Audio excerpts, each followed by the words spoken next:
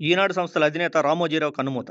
రామోజీరావుగా అందరికీ తెలిసిన ఈనాడు సంస్థల అధినేత చెరుకూరు రామోజీరావు అనారోగ్యం కారణంగా అధిక రక్తపోటు, ఊపిరి సమస్యలతో జూన్ 5న స్టార్ హాస్పిటల్లో చేరి ఈ రోజు ఉదయం 3:45 మరణించారు. ఆయన వయసు 87 సంవత్సరాలు. రామోజీరావు భారతీయ వ్యాపారవేత్త. ఈటీవీ ఈనాడు సంస్థల అధినేత. ఆయన ప్రపంచంలోనే అతిపెద్ద చిత్ర నిర్మాణ సంస్థ అయిన రామోజీ ఫిల్మ్ సిటీని నిర్మించి అందరినీ ఆశ్చర్యపరిచారు. రామోజీరావు ఆంధ్రప్రదేశ్లోని కృష్ణా జిల్లా గుడివాడలో జన్మించారు. వ్యవసాయ కుటుంబంలో పుట్టిన ఆయన ప్రస్థానం తెలుగు రాష్ట్రాల్లో ఎలక్ట్రానిక్ అండ్ ప్రింట్ మీడియాని శాసించే స్థాయి వరకు వెళ్ళింది. ఇక రామోజీరావు గ్రూప్ లో ఉన్న సంస్థలను చూస్తే మార్గదర్శి చిట్స్, ఈనాడు వార్తాపత్రిక, ETV, Priya foods, Ushakiran movies, Kalanjali, Mayuri film distributions, Ramoji film city, dolphins hotels ఉన్నాయి. ఉషాకిరణ్ బ్యానర్ పై సుమారు 60 చిత్రాలకు పైగా నిర్మించారు. తెలుగు, తమిళ, కన్నడ, మలయాళం, బెంగాలీ భాషల్లో ఆయన చిత్రాలు నిర్మించారు. తెలుగులో మయూరి, ప్రతిఘటన, అశ్విని, పీపుల్స్ ఎన్కౌంటర్స్, నువ్వే కావాలి, చిత్రం, ఆనందం, నిన్ను చూడాలని, ఇష్టం. కన్నడలో Ananda, Ninagagi, Chitra, Savari. Bengali Bombaiyer Bombete, doctor Munshir diary. Malayalam పరకాతిని ప్రకారం. 2015లో తీసిన బీర్వా, దాగుడుమూతల దండాకోర్ ఆయన చివరిగా నిర్మించిన చిత్రాలు. 1967లో మార్గదర్శి స్థాపించి నమ్మకమే పెట్టుబడిగా ముందుకు సాగారు. వసూళ్ల చెల్లింపుల విషయంలో ఖచ్చితత్వం ఉండడంతో ఖాతాదారుల విశ్వాసం ఏర్పడింది.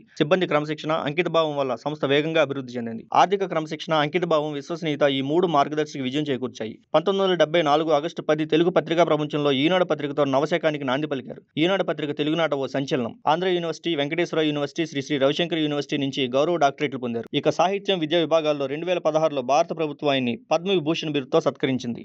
ఈనాడు పత్రిక స్థాపించి ఇంకా ఈనాడు అనుబంధ సంస్థలతోనూ లక్షలాది మందికి ఉపాధి కల్పించి తెలుగు వాళ్ళ మనసుల్లో తనవాడుగా స్థానం సంపాదించిన రామోజీరావు గారి మరణం తెలుగు ప్రజలకి, ఆయన సంస్థలో ఆయన బిడ్డల్లాంటి లక్షలాది మంది ఉద్యోగులకి జీర్ణించుకోలేని విషయం. నిజంగా ఆయన ఒక తెలుగు వెలుగు. ఆయన పవిత్ర ఆత్మకి శాంతి కలగాలని ప్రతి తెలుగువాడి తరపున మా వైజ్ మంకీస్ మీడియా యాజమాన్యం తరపున కోరుకుంటున్నాం.